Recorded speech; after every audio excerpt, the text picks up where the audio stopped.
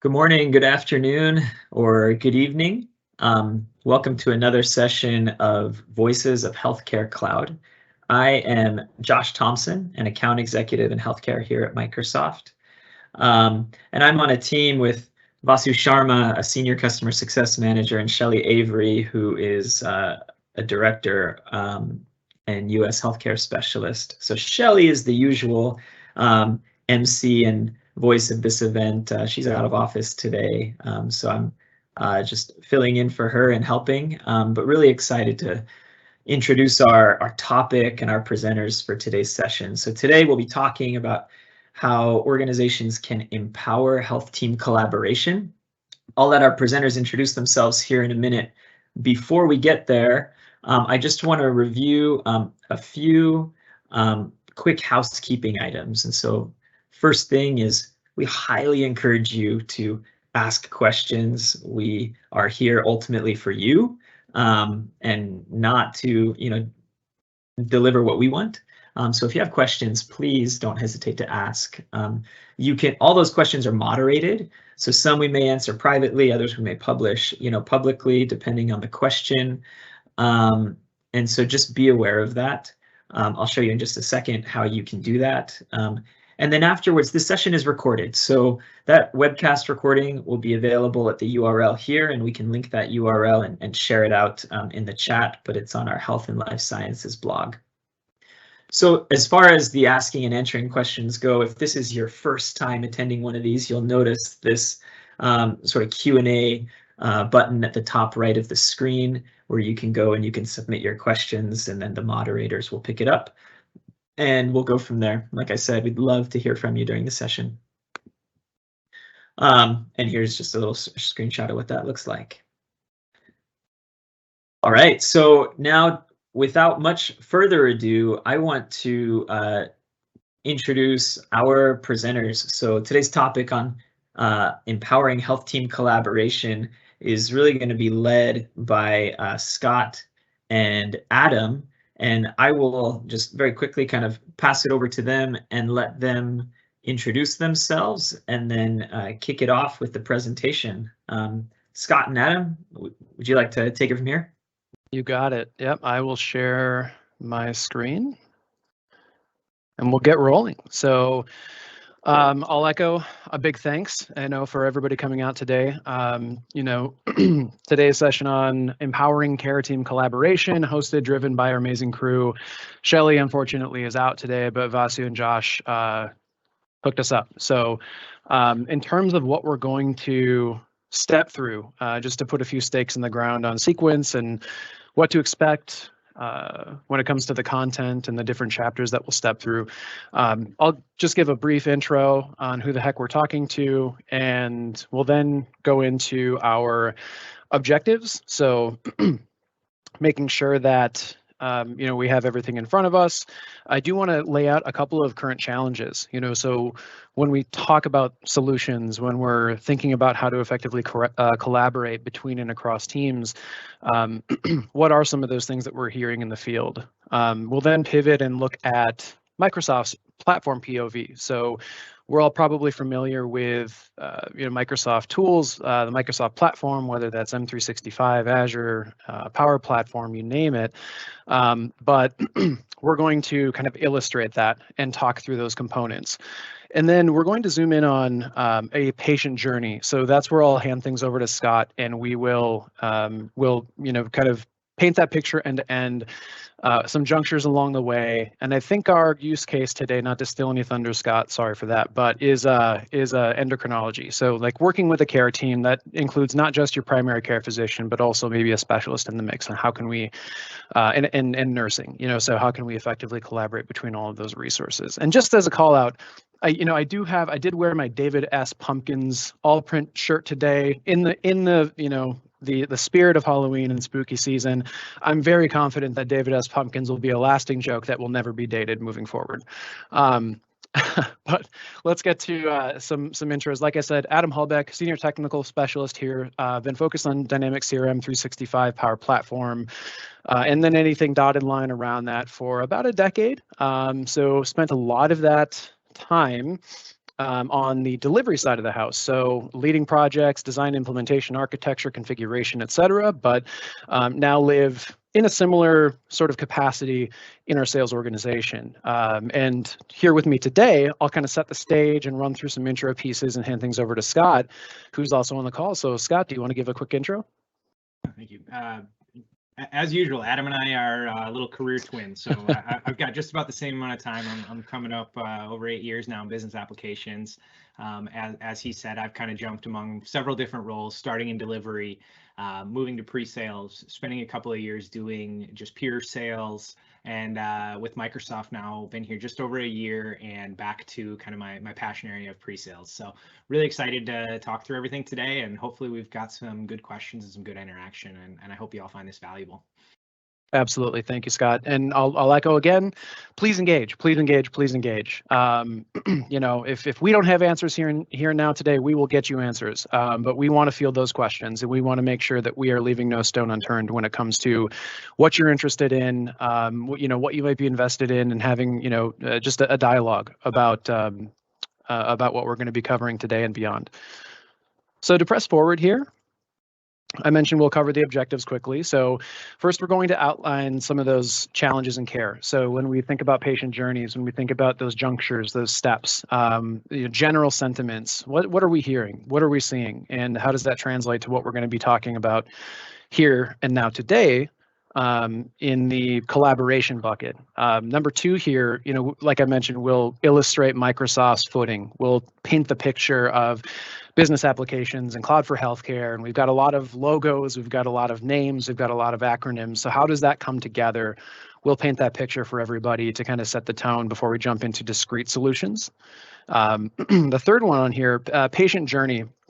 So we'll like I mentioned, we've got a use case that we're going to hug up to today to tell the story of collaborative applications and how we can use different levers and different, you know, different handshakes to collaborate effectively between and across teams. And then we'll close out with what can we do today? You know, so all of this will be exciting, and all of this, you know, or I guess rather some of this might be new for some folks in the audience. So how can we take that first step? How can we get some traction? How can we get some action? And we've got some resources to highlight toward the end. So what we hear, both Scott and I, we're in a lot of meetings, we're running discovery, we're leading workshops. You know, some of the most common challenges for our healthcare customers and partners center on effective collaboration. Some of the themes that we regularly field are, number one, just challenges in knowledge sharing. So whether you're a new hire, a new team member, maybe you're a resource that's been shoveled to a different team, maybe you're a veteran looking to optimize processes, there are gaps in how we serve knowledge, how we access knowledge and data between teams. Number two, disparate tool sets. So we need seamless means of working together. We need tight handshakes between the tools that we use to do our jobs. And without that, we might see timelines fall by the wayside, or simply just time lost. With mounting pressure, we hear all the time about you know, nurses, admin staff, physicians, and beyond feeling the heat, and burnout is a real front and center topic for a lot of teams these days. So if we don't have that data or collaboration that we need, when we need it, that pressure compounds, and we unfortunately see that in burnout and career exits at times. So the next one here, fading, or sometimes, not to be too dramatic, but like plummeting patient experience scores. Whether you've got a digital feedback loop in place, or, you know, survey system like customer voice, the patient experience is paramount. So sometimes without proper means of collaboration between and across teams, the patient experience can take quite a hit. And then the last one here, process gaps. So internal ops can get gunked up, information can get lost, and without the right data at the right time for the right person, we can see lapses in process, lapses in task management, and all of that can lead to lapses in patient care. So, you know, when we're eliciting information, when we're discovering some of these challenges, when we're engaged with our customers and partners, you know, we hear things, you know, like, I just don't have the data that I need. We do a lot of manual entry and chair swiveling between systems or screens. So we're orchestrating all this ourselves in a very manual sense. I end up using Post-it notes anyway. way, or fill in something instead of Post-it note. It can be we use Excel anyway, or we jot it down on a piece of paper anyway to get the job done. Another one here. Scott and I were talking about this the other day. I just saw my doctor. Who are you? So some maybe overlaps or just lapses in who needs to see who needs to engage whom and when. Having all of those ducks in a row and having everything organized in a collaborative sense, so our care team knows exactly where they need to be with whom at which time, and ultimately, what we never want to hear ever. Information sharing between care team members is painful, so I can't meet my patients where they are. So how do we address these challenges? The great news, is that Microsoft offers a complete floor-to-ceiling platform for our healthcare customers and partners to meet those needs and more. So let's paint that picture. I keep teasing that, but much of what we're going to see today draws from Microsoft 365 or our modern work solutions like Microsoft Teams as a front door or a single pane of glass, but also from our business application toolbox like Power Apps, Power Automate, D365, Dynamics 365, and a lot from our Cloud for Healthcare solutions. So all of that is going to be in the mix. And let's just break down quickly how everything comes together when we're talking Microsoft solutions. So with Microsoft's platform, we get the familiar, we get the powerful tools all in one place. We also have peace of mind that everything is built on the most secured and trusted cloud to automate your business, which includes enterprise trust foundations, the most important puzzle piece in the mix, with things like endpoint protection, threat detection, you name it. Azure, the identity, data, and services backbone for all of Microsoft's biz apps. So that includes hybrid scalable automation, data estate management, analytics, automation. It's a very deep well. Familiar developer and ALM deployment tools like GitHub, Visual Studio, DevOps. And side by side here, we've also got our Power Platform. So this is where we start to get into our business applications. So we level up a layer here, and we start to look at our D365 apps like Omnichannel Customer Service, Customer Insights, D365 Marketing, all that first party goodness, and then all of our underlying Power Platform solutions like Power Apps Automate, Power Virtual Agents, Power Pages, and on top, this is where all of that industry IP comes into focus. So we have a number of clouds for industry. Here and now we're talking about our cloud for healthcare, but this is essentially the floor to ceiling that I mentioned before, positioning on top of a bedrock and a foundation of security, moving all the way up through the IP that we've developed and continue to develop with our customers with a hand on the wheel. So that leverages everything underneath. All of that, the clouds for industry, cloud for healthcare, this is where we can borrow from Power Platform, D365, Azure to build and design these solutions.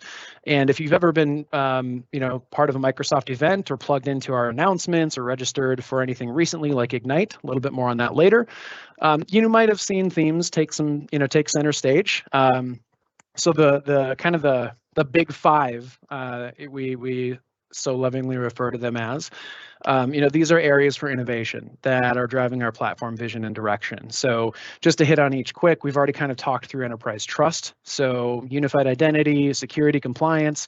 The next one down, AI everywhere, being able to imbue intelligence and lean on intelligence in an ambient way. So whether you're in Teams, whether you're in a Power App, whether you're working on clinical rounds, whether you're working, fill in the blank, being able to use some smarts behind the curtain.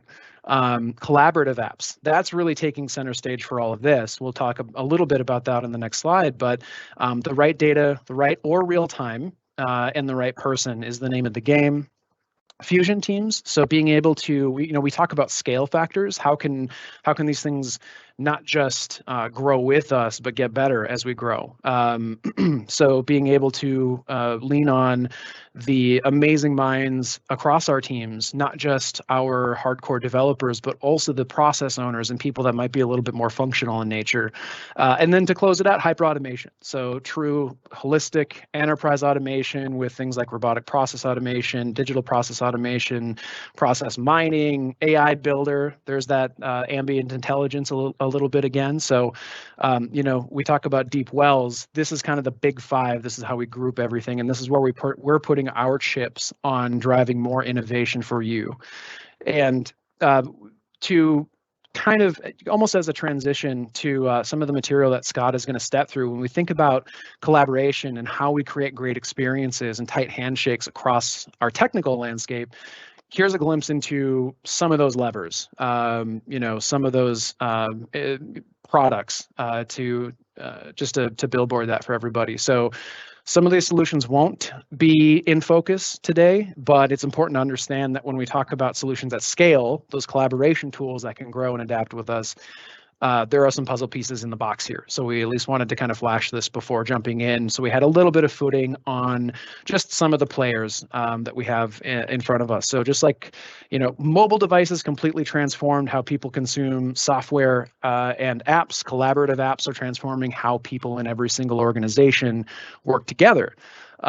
Which is the driving theme. So collaborative applications address disruptors that have reshaped the business world. We're not going to go down a COVID rabbit hole right now, but we all know that this is more important than ever. So making business data available to everybody, everywhere, when they're interacting in a digital space. So it just, with what's on screen here, kind of working left to right, facilitating easy communication as part of any business process. So from within any business app, you can connect with the right people without switching. We talked about chair swiveling. So without any sort of disruption, just having that digital ease of access. Enabling business applications to be multiplayer. So as we kind of go over to the right-hand side of the screen here, just like how people can work together as a team in a video game, in real time, you can work on business processes. You can work within business apps or address business challenges together and collaboratively in real time. That kind of comes back to that knowledge sharing that we discussed a little while ago. And then to close out, empowering everybody, both technical and non-technical, the non-coders or the non-developers, with that foundational layer of low-code, no-code solutions with our Power Platform. So you can see BI, apps, automate, virtual agents, Power Pages is in the mix as well, so portal solutions. But Microsoft is very uniquely positioned to deliver collaborative apps thanks to this full breadth, full depth, as well as our cloud for healthcare and our Microsoft Industry Clouds that we just saw on the last slide. So I'll pause there, make sure that I'm checking some Q&A. Scott, I'm giving you some vamp time here as I as I pull things up, but just want to make sure that we have everything addressed. It looks like we're good to go if you want to steal the screen. Oh, Scott, you're on mute. Now, could you quick confirm that you've got my screen and that I'm off mute? We got it. Awesome. Yes, to both. Yeah. Thanks a lot, Adam, and thanks to everybody for introducing us and taking some time today. So yeah, we'll get into the patient journey here and just jump right in and hopefully tell you a nice little story of how we can use everything that Adam just talked about to create more seamless and collaborative experiences for our care teams, and kind of really telling that in the frame of a patient journey to make sure that we're showing and talking about how that maps back to our patient experience. And ultimately, that's really what we're here for, right? Is we want to make every person at every organization in the world achieve more. And we believe really strongly that kind of rolls down to our patient and customer experiences at every level. So today I'm going to talk about a few different personas. Carlene Avery is going to serve as our patient, a long-term diabetic, a digital native, and she's going to be experiencing some symptoms at the beginning of this demo today. Judy Jameson is going to be her endocrinologist, that specialist role, who's dealing with higher patient expectations, a desire and a need to be as efficient as possible to avoid that burnout that Adam talked about. And she needs to collaborate with the broader care team. Obviously, as a specialist, she only serves a certain portion of her patient's care and total well-being. And we want to make sure that she's a part of the broader care team at every step of the journey.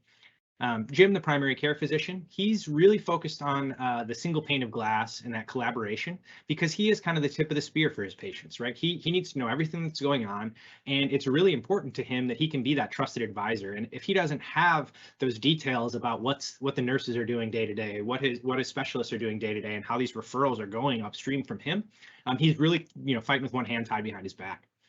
And then Nick Nurse, we're going to be focused on really helping him understand what's going on with his patients, using digital tools and these collaboration tools so that as he's moving shifts or as he's trading off shifts with other nurses, we're demonstrating and we're giving some continuity to the patients so that they don't have that feeling of folks kind of shuffling in and out of their room, unsure of why they're repeating themselves or what this person's role is, and making it feel like although the faces may be changing throughout their experience with their healthcare provider, the knowledge is not lost in the shuffle, that it's always maintained and there's a continuous thread kind of weaving through all of this.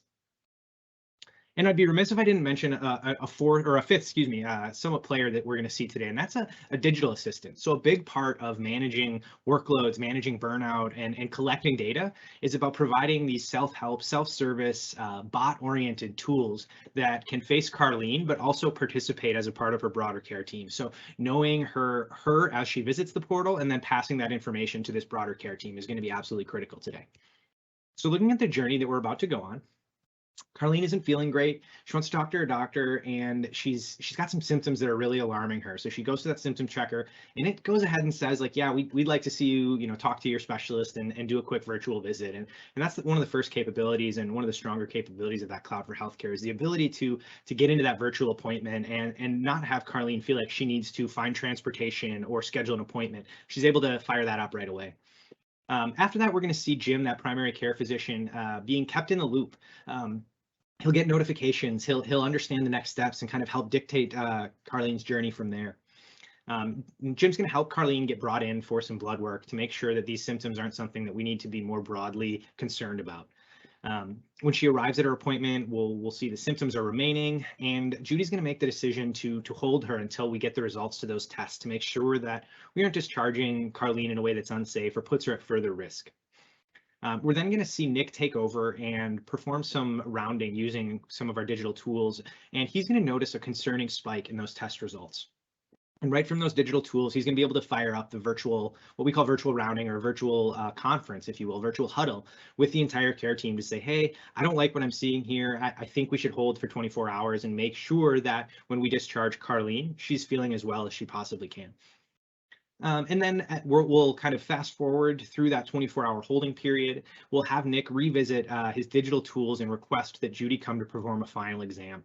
We'll show how we can use digital huddle boards and digital discharge planning tools to take processes that are too often happening on whiteboards or in Excel spreadsheets where they don't have the automation and the intelligence that we're really focused on bringing to every organization. We'll show, just to kind of tease some of the more creative uses of the Cloud for Healthcare that we're seeing. Nick and Judy participate in a hand washing app. This is an inspection tool, if you will, to cover something that I was very surprised just recently to learn is often happening, paper and pen or in otherwise ways that aren't reportable. And it's a simple thing, but something like hand washing can create very large risks for patients, especially patients with acute conditions or long-term conditions. And then we'll watch Nick kind of quickly and easily finish out that discharge planning and get Carlene home at that idealized time, right in the moment when she is safely able to go home, so she doesn't feel like she's unnecessarily being held in the hospital. But when Nick and her broader care team can feel confident and comfortable that when she gets home and when she drives herself, she's going to be safe, healthy, and her well-being is ultimately going to be the utmost priority.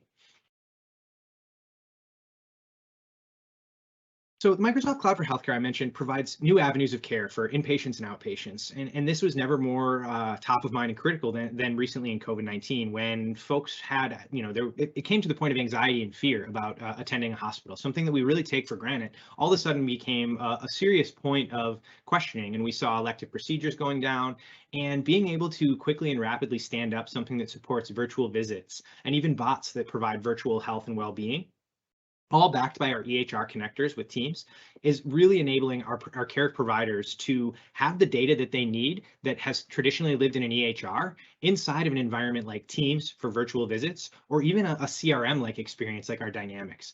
We could oversimplify it down to, our Cloud for Healthcare is really that CRM, that customer relationship management for healthcare, providing differentiated experiences that don't only exist in the frame of an EHR, where data can be extremely complicated, extremely deep, and extremely raw. So we want to bubble that up in ways that are very useful, that benefit not only the care team, but also the patient at the end of that journey. So today we're going to see Carlene come in with those symptoms I mentioned, maybe related to her condition. She's not sure, but she's concerned. She knows as a diabetic that she needs to be mindful of these things. And from there, she's going to receive some notifications and some suggestions from a health bot to go ahead and get into a queue to do a virtual visit with Judy, her endocrinologist. So she'll go and jump into that waiting room and get to the registration page and have that be a real seamless and easy experience for her. And from there, she's going to be routed to a patient lobby, and her provider will be notified accordingly. And ideally, we'll see a very efficient, join by Judy without a lot of downtime or a lot of fear developing for Carlene. So she's been experiencing symptoms, maybe related to her condition, and you can see here she's visiting a patient portal for some guidance. In this demo, we're showing a fictitious healthcare organization, Contoso Healthcare. However, the UI shown can be customized to fit your healthcare organization's unique brand and identity. Everything you're going to see today, well, maybe I shouldn't say everything, but a large portion of what you're going to see today is extremely configurable. And with the rise of low and no code development, it's often citizen developer enabled. So many things you're going to see configuring things like topics and chatbots often do not require the level of scrutiny or developer skill sets that we traditionally are used to. We're trying to enable everybody is kind of the theme of the day here. So Carlene received suggestions from the health bot based on her symptoms and medical history. In this case, irregular symptoms related to diabetes are a significant concern, and the bot is going to recommend an immediate virtual visit with her endocrinologist. Following the bot's suggestion, Carlene schedules a virtual visit with Judy, her endocrinologist, and she can check the registration page for accuracy, update any new copay information, and ultimately authorize the use of the virtual visit for evaluation and diagnosis. We want to have consent at the center of everything we do and make sure that there's no surprises for the patient and they have a very firm understanding of what they're opting into, how their data is being used, and that we're being respectful and consistent with that. From her device, right on her mobile device, Carlene is going to be routed to a patient lobby, and she'll be waiting on a provider to join her on their virtual visit. So very quick and easy for her to visit a site from a portal that could be used on a phone, could be used on a computer, wherever she is kind of used to working, and it's all going to be optimized for screen sizes and things, and get her directly into a virtual lobby where she can start to relax and know that her provider is on her way. In this case, that provider is going to be, because of the symptoms and the nature of Carlene's condition, she's going to be routed to a specialist. Judy, that specialist, is going to be able to monitor her virtual lobby, and she can do this while performing other tasks. So if she doesn't have anybody top of queue waiting on her, she's able to kind of multitask and find other things to do and maybe perform some of the data entry that could keep her after hours if not. She can also quickly jump to Carlene's medical history, her care plan, some IoT data, insulin pump data, so that she feels prepared and ready to speak with Carlene. We don't want her jumping in and asking any baseline questions or trying to get an understanding of who Carlene is. Doctors have a lot of patients. They're dealing with a lot of different people, and we want to make sure that to the patient, it feels like they are, one-on-one, that they're getting that extreme white glove experience. And then when Judy's ready and she's prepared, she'll join that virtual visit right from Teams, working on her queue top down, and she'll be able to work inside of that same pane to collect the notes and the next steps that she needs. So here we see Judy receiving a calendar notification for her upcoming visit with Carlene. While she's doing other tasks, she quickly checks on her virtual lobby to see that Carlene has been moved to the top of her queue due to the urgency of her issue. She quickly hops over to Carlene's patient record for a quick and easy preparation. She's able to review Carlene's medical history, care plan, insulin pump data, and then even jump over and look at some activity data that we're capturing from IoT devices. In this case, Carlene has opted into her wearable device, tracking some of her activity levels, her heart rate, and then we have some historic data on pain levels she's reported in previous visits. All quick and easy, and all you can see from one unified 360-degree profile of Carlene. And again, we'll point out that this is a very configurable experience. So the more data we have, the more complete this picture can be. But we can also hone in on specific things based on the persona of the person accessing the record to make sure that there's never a feeling of kind of data overload, that we're bubbling up the most critical information at all times. Once she's ready, Judy sees... Hey, Scott. Excuse me, yeah, sir. I didn't mean to throw off your talk track, but do you mind if I interject with a question? Please. So one of the questions that we got is talking about the patient experience. And so that's why I didn't want you to go too far down this track, right? But talking about the patient experience, is that tied to the Microsoft Cloud for Healthcare, or can it be, it says, can we set it up on our app? experience. Can you start up? So are you talking about I assume, I'm going to make an assumption here that we're talking about that kind of digital entry in that chatbot. The answer, I would guess, short answer, yes. So we definitely have a patient portal that is connected to the Microsoft Cloud for Healthcare, where that can serve as a digital front door. We also have our Azure Health Bot, which can be embedded inside of other digital front door experiences or portal experiences. So whatever works for you, and like I said, kind of short answer, yes, if that makes sense. Okay, perfect. Thank you. We'll Of course. I'll let you keep going. We've got a couple others queued up, but Sure. Yeah. I'll try to pause. I tend to get on a bit of a roll, as you can see, probably, but no worries. Thank you. We've got Judy then getting her notification to join the virtual visit right from her queue once she sees that Carlene has kicked off this visit. She doesn't want to keep her waiting, but she wants to balance that with preparation always. Once she's in the virtual visit with Carlene, she's able to capture her notes in the same pane. We can see we've got the patient information there and the ability to interact with her patient record in real time. With Teams and the Microsoft Cloud for Healthcare, she could also utilize that search bar on the top to search for another specialty or another physician if that were necessary. So we can group our physicians by specialty area, by teams, and make sure that they can collaborate in real time where necessary. In this case, we've got Judy, the endocrinologist, thanks to our intelligent routing. So we really have the right person for the right condition here today. Josh, you want to hit me with any more questions while I'm at a little pause break here, or should I keep going?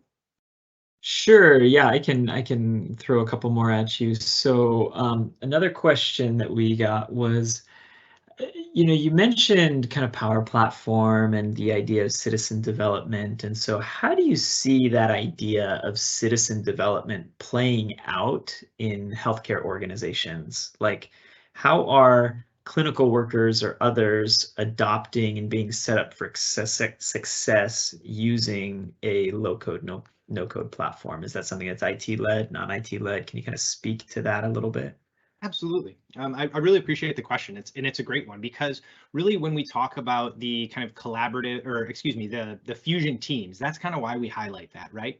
And we have, I don't have the slide here ready for you, but we kind of look at it as there can be sort of, if we think of an exponential curve going down, in the top, that left portion, the very high complexity, high priority, high value applications, we might see IT leading those projects where they're absolutely critical to the well-being of the patient, where we really can't afford any downtime or any kind of mistakes or any sort of variability or wiggle room on those apps. They're still going to be IT led. There will often be developers involved, and we'll see the care team serving as more of the business analysts. They'll be providing the requirements without necessarily putting their hands on keyboard. But as we move down that long tail, if you can picture that with me, we're starting to see a move away from high priority, high value to more personal productivity or small point applications. And that's where we start to see the citizen development weigh in, whether it's a business user or a healthcare worker. Something simple like creating a notification based on a signal in their system, or filtering through their email inbox in a certain way that they can do so, or using Teams to provide an automated notification about a certain email type, maybe a new scheduled appointment, something like that. Some of those more, less complex, maybe low value to the broader organization, but they can still be kind of those personal productivity hacks that folks find. Think of, I always compare it to kind of like having an Outlook rule in your inbox. You don't need IT to allow you to build an Outlook rule and organize yourself into folders, but for a lot of people, that's the key to unlocking their productivity, is keeping that inbox somewhat at bay. And we might see folks building Power Automation flows or a simple Power App for them to deal with their data and just make things more manageable and make themselves more productive. And I'll chime in here as well. Part of this is a strategic conversation. So when we think, I know a lot of people in the virtual room here might be put off by the term citizen developer. Take that out of the lexicon, remove it entirely. Really what we're talking about, to tie to our theme here today, is collaboration. So effective collaboration on solution design and development. What Scott outlined is empowering all people. So whether we're living in lines of code, or whether we're, like he mentioned, just queuing up a notification for a dropped email in an inbox, or something to follow up on, or a quick and dirty app that we can use that has great impact for us personally and maybe our team going center out, We also have not just tools, but strategic resources for building centers of excellence. And we actually, at the very end of this, I do have in some leave behinds, I think at least one link on how to get started with a center of excellence toolkit. You know, think of that as both technology that enables that collaboration, as well as a strategy that drives that innovation. And that's where we have a lot of resources to help your team out to not just kind of set the tone for the vision, but then execute on it. Thanks, Adam. Sounds great. All right. So we just saw how Judy, as a specialist, was able to leverage the data collected from the broader care team to prepare for her virtual visit with Carleen. We also have the Microsoft Cloud for Healthcare making enterprise-wide health team collaboration a reality by investing in key capabilities around secure collaboration, care coordination, and that continuous patient monitoring. In a dynamic healthcare environment, organizations can connect, engage, and efficiently manage your frontline healthcare workforce with tools that help them provide the best care possible. Next, we're going to look at how the broader care team can pick up where Judy left off seamlessly and carry through this experience so Carleen feels important, feels valued, and most importantly, feels safe. So Jim's going to receive a notification, an automated notification, that Carleen has recently had some changes made to her record and some suggestions on her care plan. Jim's going to review those provider notes from Carleen's visit with Judy, and he's going to go ahead and suggest that Carleen come in for some follow-up testing and blood work when she's feeling well enough. So here you can see just a Power Automate flow bot sending Jim that notification that changes have been made by Judy during an appointment, and he's able to go open up Carleen's record to arrange those next steps. In this case, that's going to be scheduling for blood work and testing. So Jim can review the latest information from Carleen's patient profile, symptoms reported by the health bot through to Judy's recommended next steps. He can then navigate over to her care plan and note a change for the blood work and testing that Judy has requested. Depending on Carleen's preferences, she might receive a phone call from her care coordinator to schedule that next step, but we know her as a digital native, so we're going to assume she's going to schedule that with a link or an email that reminds her for a self-service option. Next, what you'll see is our patient portal, where you can see I've got on the left there a dialogue if I want to schedule my new appointment via kind of a wizard-like experience. And I also have my chat bot in the bottom right where I could re-engage that same health bot I was using as a symptom checker, but this time I could use it to find an available appointment for that blood work and testing. So Jim now feels like he's up to speed on the latest information with his patient, and he was easily able to quarterback the next steps. In effective care management, it's essential to improving patient health outcomes. With Dynamics 365, you can organize these patient care activities, share information among stakeholders, manage complex workflows from a single application to effectively manage cases and minimize costs, especially for patients with chronic illnesses or long-term care plans. And this is all thanks to that care management, as well as the EHR information being available for surfacing and other interfaces, the ability to optimize our resources with scheduling tools, and when appropriate, some of those longer term care conditions, utilizing home health services based on some of our field service technology to make sure we can meet the patient where they are and provide care in the most effective way possible. Got another natural break here, so Josh, I'll ask if there's any questions for me at the moment. Let's see. There was a question on basically, are there any pre-packaged bots that can be customized for specific use cases? We do have most of the areas of the solution, you'll find some templates. And I know that we're always bringing enhancements to our Cloud for Healthcare to kind of over templatize. Adam, I'll pass it to you since you came off mute. I feel like that means you've got something to say. Hey, yeah, I mean, the TLDR, the long and short here is yes. So you'll find, we have a few, we keep talking about this kind of the spectrum or this scale of the functional resources, process owners, all the way to pro dev. So this is probably a little bit more in the latter half of that spectrum when we're talking about like our Azure Health Bot and using Azure Bot Framework templates. But we have a number of popular templates like mental health screener, booking appointments, provider lookup, filing a claim, and then a number of COVID specific templates that we have in the wheelhouse as well. I do want to make just a kind of a disclaimer here that these are templates. They're intended for you to take and refine and make yours against your compliance regulation, against internal policy, making sure that data compliance is all buttoned up and everything. So just know that these are templates, these are starters, these get you a number of steps forward with a simple turn of the keys, but we do have quite a bit in that toolbox to start with. Thank you, Adam. All right, awesome. Keep going. So now we'll kind of fast forward a little bit to admitting Carlene, where her symptoms are persistent when she arrives for those tests. Nick's going to make the choice there. Her care team is going to make the choice that she should be held at least until her testing is returned and potentially until her symptoms subside. But they definitely don't want to discharge her while those symptoms are active.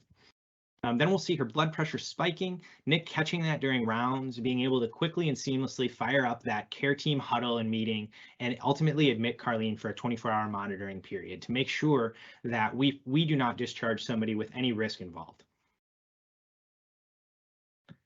So once we've admitted Carlene, Nick is able to utilize his rounding power app as he visits with Carlene and reviews her test results. So we've kept her until the end of the test results. Maybe it takes an hour, maybe a couple. And then as Nick does his rounds, he sees he's got Carlene's record here and he drills in. And this is excuse me. This is going to be an application that's available to him on a mobile device, maybe a tablet, whatever kind of the easiest way for him to consume this information is on the go. And you can see here, it's going to be, again, a persona-based and kind of role-specific overview of what's happening with Carlene, including maybe some physician or provider notes in a digital format, some different readings from IoT devices, pain level reports, and other critical information. So once he clicks that Get Ratings button and gets those results and it refreshes, he sees that he's got the blood pressure flagged. So he's immediately concerned. And he goes ahead and he takes note of this using that same virtual rounding power app, and he confirms his thoughts on admitting Carlene for 24 hours with the care team. So you can see here in the EMR notes that we just saw, he's able to take that note with a voice to text type dictation. And then he can jump over to his virtual rounding app where he's able to find Carlene's room and join the meeting, and this will automatically send a notification to the broader care team. Jim, Judy, and Nick are able to discuss this scenario. They might even open Carlene's patient record and collaborate on that for a little bit, right in real time. And they all come to an agreement that that 24-hour monitoring period is the safest option for Carlene.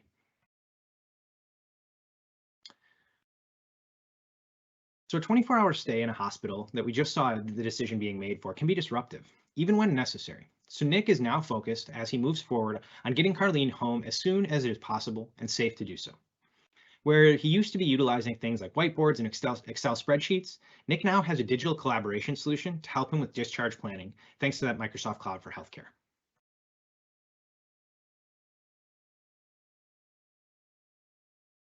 Nearing 24 hours, Nick's going to want to ensure that Carlene's symptoms have normalized before he discharges her and makes sure that she's okay to drive herself home.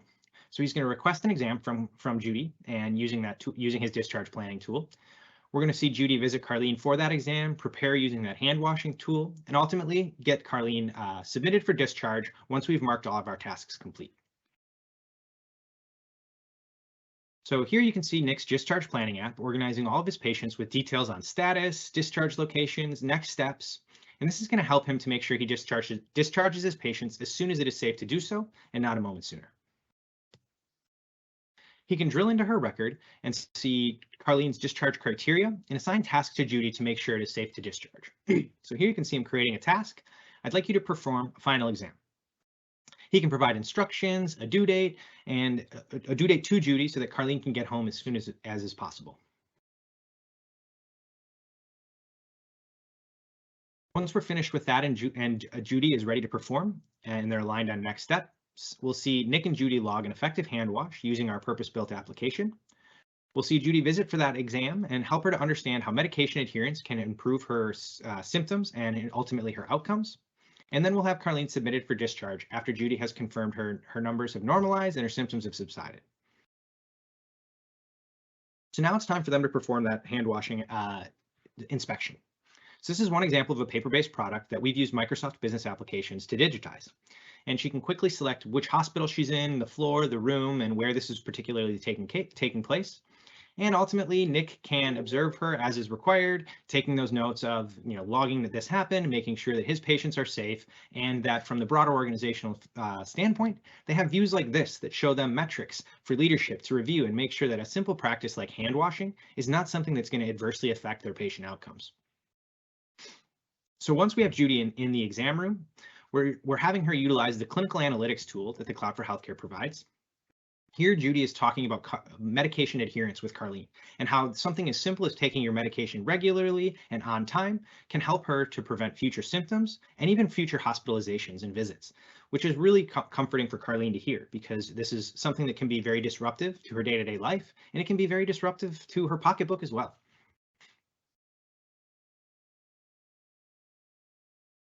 Next, we have the discharge planning app that can be kept up to date while the final exam is performed, again via a tablet experience or a mobile device.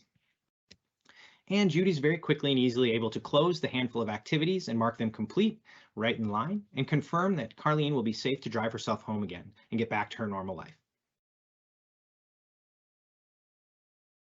So Carlene is now headed home. She's symptom-free, and she's impressed by how seamless it was to get the care she needed and how connected her team was throughout that journey. Judy, Jim, and Nick feel enabled by the tools that allow them to seamlessly collaborate, so they know what is happening with their patients, they can show up for their patients informed, and work efficiently to improve the outcomes for their patients, all while avoiding some of that horrifying burnout that we're seeing all too often in this particular industry. Adam, now I'm going to pass it to you actually, first I'll ask if there's any questions, before we go to some call to actions and some next steps. One last question that may kind of bleed into these call to actions, but just curious, like what are some ways to do a deep dive into some of these, like deeper dive into some of these custom built apps? Like if people wanted to take it, I guess, one level further. Well, I think the easiest way would be you can connect with our team. So finding Adam or I on LinkedIn, I'll drop our LinkedIns into the chat here in just a moment, or any kind of Microsoft salesperson. We also have a variety of kind of blog and YouTube video type sessions where you can see more kind of very bite-sized consumable apps that we've built, automations that we've built, tools for providers that we've built through a variety of our different blogs and kind of Voices in Healthcare series.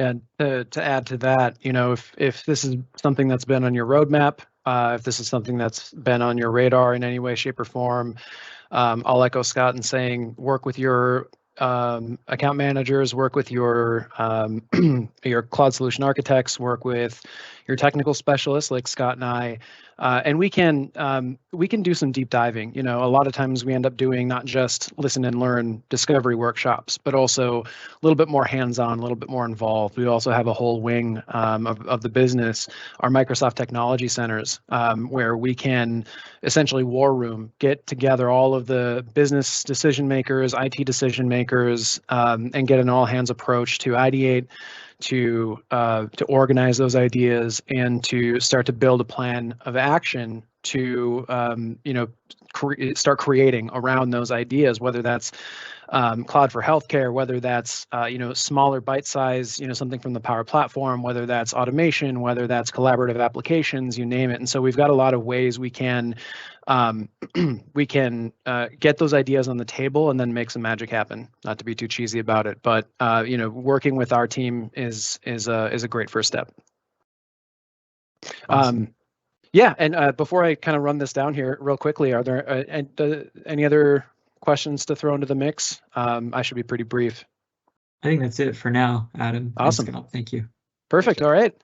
So thanks, Scott, that was awesome to see in action, and giving life, breathing life into what we mean when we say collaborative applications, and getting a full care team together and not having any of those gaps or lapses like we kind of set the stage with.